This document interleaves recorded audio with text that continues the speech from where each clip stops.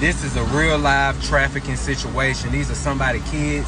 I'm proud of myself. And horrifying cases like this are so common, it happens to 300,000 children every year. Others are actually reporting all of this to be fake news, as you can see all of the family's furniture, and it seems like it was just moving day. Allie Carter, that she's been saying for years about all of the people connected and how CPS is connected, about underground tunnels. She even talked about shipping containers. Like, what the actual... We even got people pulling up Kendrick Lamar's Not Like Us, and he's literally dancing in front of shipping containers. Hello, caller, is patient breathing? Hello, no, I'm a lorry driver and I just lifted a trailer from the port. I don't think so. There's loads of them. There's immigrants in the back, but they're all lying on the ground. How many approximately? I don't know.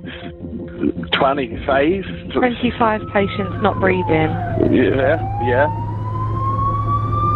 There's been a lot of talk about shipping containers being used for human trafficking lately. And in this video, we're going to look at some of these claims and what's the truth about them. Because there's a lot of stories floating about. So in the UK, in 2019, we had a really tragic situation. A real human trafficking ring was exposed in a horrific incident where the driver who'd just picked up the container in Purfleet in Essex went round the back to open the door and found 39 people had passed away. He didn't call the police for another 20 minutes after going for a drive around the block first. He also discarded a spare mobile phone, which the police later retrieved, and he was arrested immediately.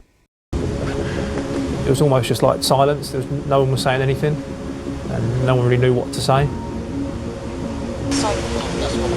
The driver just stood there, didn't say a word. He didn't look stressed or flustered. The time is 1:51. I'm arresting you on suspicion of murder. You don't have to say anything. May harm your defence. We do not mention when questioning something which you later on in court. You alright, Jack? Yeah, I'm fine.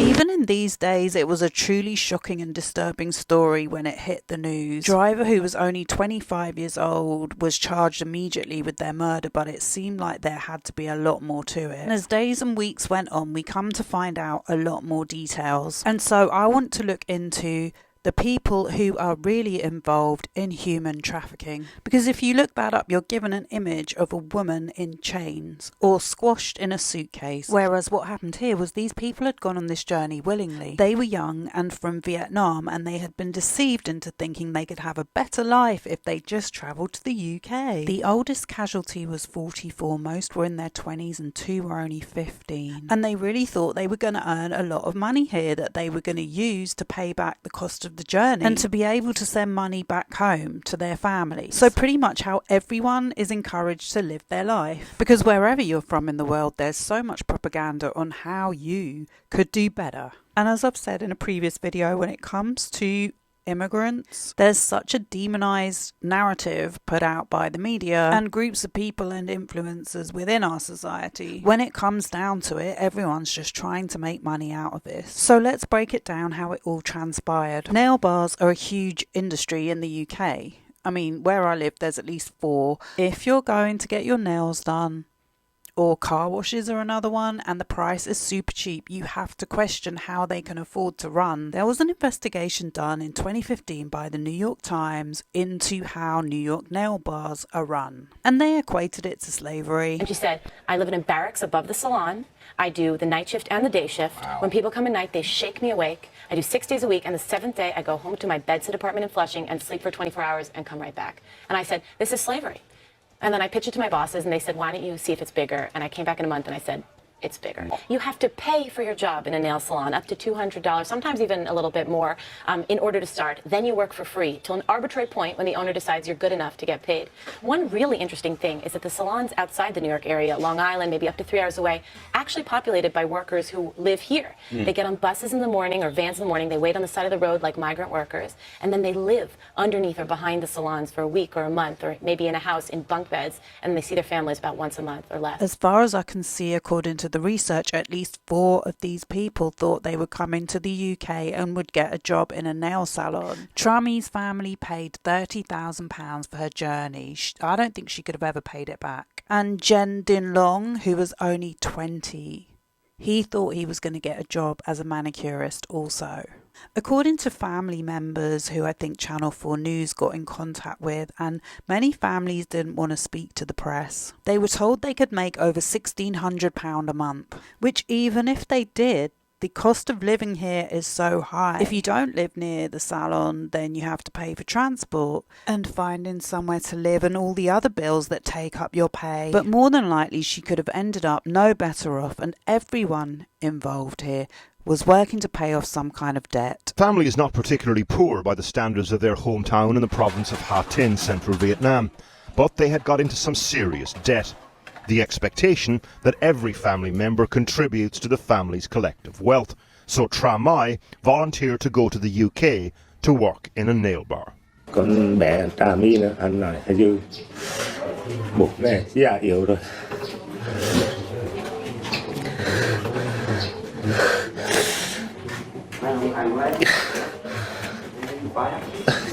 Cháu lúc nào cũng nghĩ gia đình.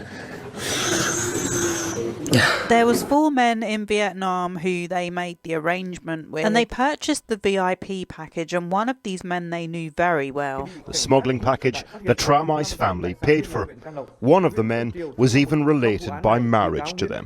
And she had travelled before to places like Japan. Another man, Din Tu, he had been in the military, and according to his dad, he thought he could make the money abroad to pay for a house for his new wife and babies. Same story with Le Van Ha. A lot of people take it for granted they can go abroad to earn money, but for these it ended in disaster. And some of the interviews with the families are too emotional to watch. Others didn't even tell their family, they went in secret. But I just don't think they knew what they were letting themselves in for. The family couldn't understand.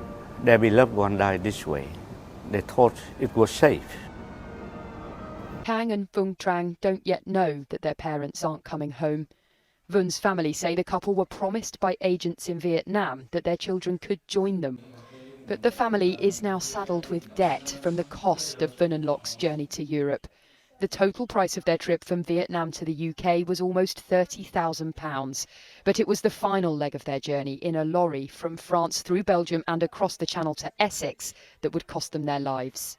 This was a deadly scam. They knew other people who had jobs in the UK, and they genuinely thought this was their only way to enter the country.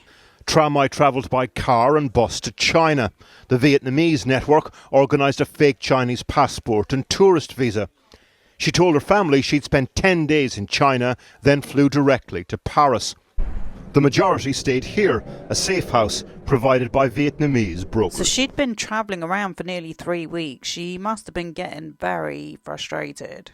And although they'd paid a lot of money for the VIP package, they were being smuggled around in cars. Tra Mai's dad had remortgaged his land to pay for this, for her to stay in crowded, horrible accommodation, which is bad enough, but maybe when they got into the lorry, they felt like finally they were going to make it to their destination. And they didn't want to let their families down. But for the amount of money they paid, it didn't seem like they were given any access to water, or I don't know how they used the toilet. The last bit of the journey seems completely inhumane. Although apparently several other trips like this, many trips like this have been made where people have survived. They were driven in a fleet of cars to a farmhouse, which was seen by witnesses where they boarded the back of the lorry. And although it was late October, it was very warm in the back of that lorry, which was a refrigeration container. Only the refrigeration had been turned off and there was no ventilation. The temperature when they got into the container was 21 degrees.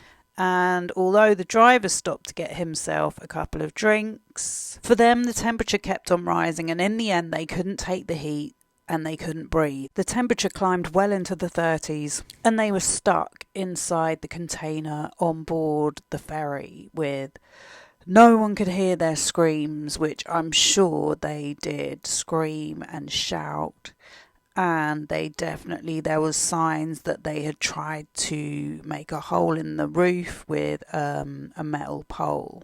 So all these stories of people who work at shipping container yards saying they hear screams, I'm not too sure about that. I think most people's human reaction to hear that much fear and panic would be to go and help. Because I don't think a lot of people understand why they're striking. One of the major reasons I've been seeing coming out of videos and reports from people talking about it is that they get tired of hearing children screaming inside the containers. Yeah, you heard that right.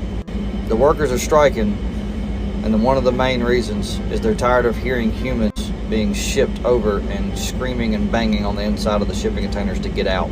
Never once did it cross my mind we need to be checking shipping containers for people. Can you imagine how long somebody's been inside of one of those, depending on how long they were waiting to dock? No heat, no air, nothing. I pray for the workers of the ports because I don't think they signed up to deal with people. Well, what the police investigation showed, which we're going to look at in a minute, is for the operation to work successfully, people have to be signed up for it. From what I can see, the strikes were over pay and layoffs, which is pretty standard these days for every industry. But maybe that's not what people want to make TikToks about. And it's ironic how desperate the immigrants are to come here and do these terribly paid jobs, which people are literally going on strike about. So I did find a few other instances of bodies being found in containers. In the UK, there was a previous incident recorded in 2000, and there was another one in Austria in 2015, which sounds absolutely awful. Those people were trying to get to Germany. And there's another one reported in Libya in 2017. With that all said, many people are still willing to make and take risks on these journeys. Truck's load is yogurts, and inside it's as cold as a fridge.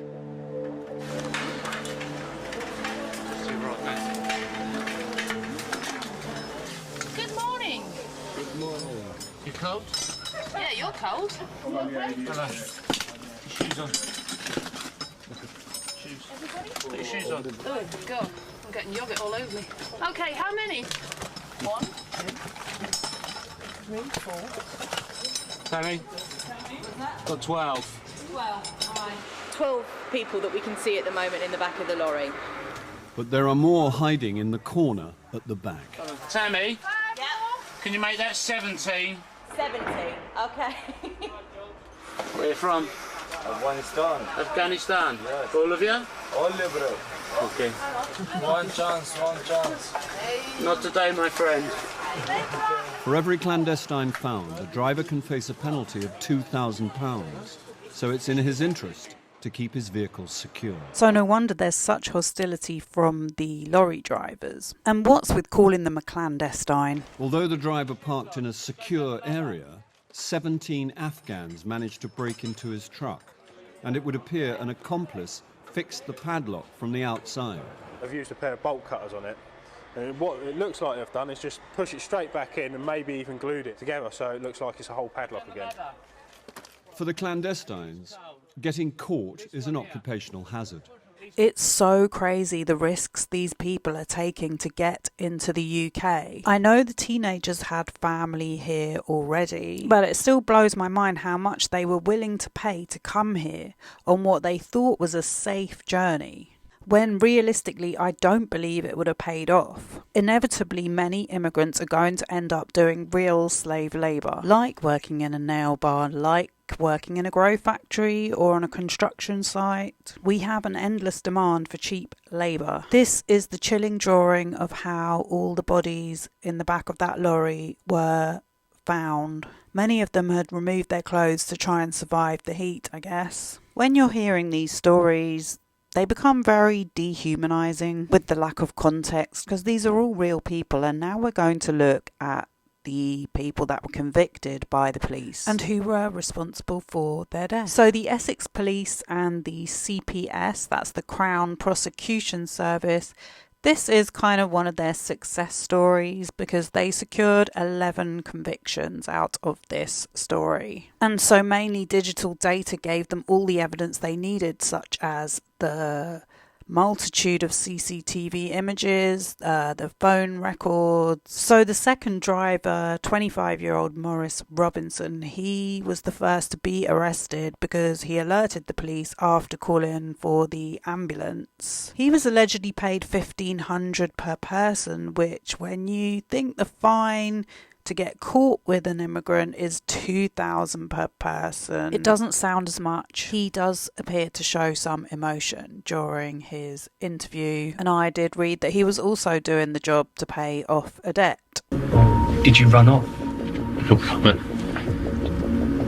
At first, he tried to claim he didn't know what he was picking up, but phone records and finding out who the lorry was registered to told a different story. He tried to throw away his burner phone, but the police actually retrieved it and were able to find records of messages from his boss telling him to open the back doors and give them some air, which is when he discovered the bodies. Then there was the other driver, Eamon Harrison, who had picked them up from the farm in France and driven them to the ferry in Zeebrugge, Belgium. He was the one who left the trailer in the car park a few times, and he received a sentence of 18 years. And we don't really know too much about him. Both of them were employed by the truck owner, and that's a man called Ronan Hughes, who has a history of trafficking, other things as well. He flew immediately back to his home in Ireland as soon as the bodies were discovered, and a warrant for his arrest wasn't issued until the following April. And he received a sentence of 20 years, and I believe he's trying to fight to keep ownership of his property that he's registered in his mother's name, so he doesn't have to pay back the victims' families, who, if they'd all paid £30,000 each, that would be well over £1 million. Another man implicated at the top end of the operation was Georgi Nika, and he was a human trafficker by trade. And he was caught on CCTV purchasing the SIM card that was used in the discarded phone of Mo, and he was caught on CCTV meeting him and Ronan Hughes at a hotel where a black hodl was apparently handed over. He's been sentenced to 27 years, and this was following a 10-week trial at the Old Bailey, and it must have cost a lot of money. And now they're all in prison, which is costing more taxpayers' money. And we're told by the police that highly trained financial investigators have carried out thorough investigations into the finances of all involved, resulting in a confiscation order of more than $65,000 relating to Georgi Nika, and I think a few $100,000 to Ronan. And that's if he loses his property rights, which is going through another legal process. So when you consider how much all of these people paid individually and how many of these people were making these journeys around this time, there's an awful lot of money there unaccounted for. None of the organised crime gang seem to be particularly wealthy or have lavish lifestyles. What really stands out to me is the absolute lack of regard for any kind of care towards the human beings involved. They paid out all that money to be treated like a commodity, and seeing the absolute grief of their families and the messages they sent in the last moments of their life, they were apologising to their families that they knew they were going to die and they'd let them down. Bamti Trami wrote a text to her mum saying, "I'm sorry, Mum. My journey abroad hasn't succeeded. Mum, I love you so much. I'm dying because I can't breathe." Nguyen To Tan recorded a voice message saying, "It's Tuan, I'm sorry, I cannot take care of you. I cannot breathe. I want to come back to my family. Have a good life." In another message, Nguyen Din Long said, "I can't breathe. I can't breathe. I'm sorry, I have to go now. It's all my fault." There's just too much trauma involved in this story, and the police are saying they are working with the haulage industry to implement safety changes to prevent future deaths. But at the trial, a witness said at the Old Bailey she'd reported she'd seen a group of immigrants get out of a lorry in the exact same spot and get into cars. And that was 12 days before. And a week later she saw the lorry again and she called the police again. And they did nothing to prevent it. Now, I came across a comment from what seems to be a Vietnamese name under one of the videos, and these are all news report videos, and it's saying that in Vietnam these people were portrayed as illegal and they deserved their fate because they wanted to come and plant weed, which is practically legal these days. He said a considerable number of people believed it, and over here they are very much seen like victims and there's a lot of empathy, whereas the people who transported them are seen as the villains, which they are. Collectively, they caused those people's death by negligence. Collectively, they took their money. But how many times does this happen with corporations and they get away with it? Proving corporate manslaughter is almost impossible, and the legal process can drag on for years, if not decades. The other thing I've found from my research is in countries like Cambodia, Laos, Thailand, human trafficking is happening in plain sight. People are boarding planes to apply for jobs and they're being kidnapped at their destination and taken to factories where they're forced into scamming, slave scams. And in the last few years, we've seen Amazon workers, Uber driver workers, and health workers striking over working conditions and having their human rights taken away. People have to work excessive hours per week or sleep on locations of their job just to make ends meet for their families. It's a very fine line in our current economic system. As far as P. Diddy and Drake being involved in trafficking people in shipping containers, I think trafficking in the music industry is completely evident, but it's very much going on in plain sight. People are duped just the same way the Vietnamese immigrants were. Shipping containers seem like a terrible way to be transported. I think I read that this hasn't stopped people wanting to come here from Vietnam, but I just hope the word gets out before we see another tragedy like this. These TikToks do not seem based on reality. The screams, they sound like they're at an amusement park. But the real issue of how we treat people, especially from other countries, and the issue of profiteering from immigration and trafficking, well, it just kind of seems like a distraction. Open the Container movement has started. It all started from a video of a woman in Vancouver walking in a trail while other people are recording, screaming, "The containers have people in them. I hear them screaming at night." That video went viral and this new movement has started. Container ports and shipping companies are being bombarded with emails and phone calls from local residents to start opening the containers. Another night of screaming in the containers.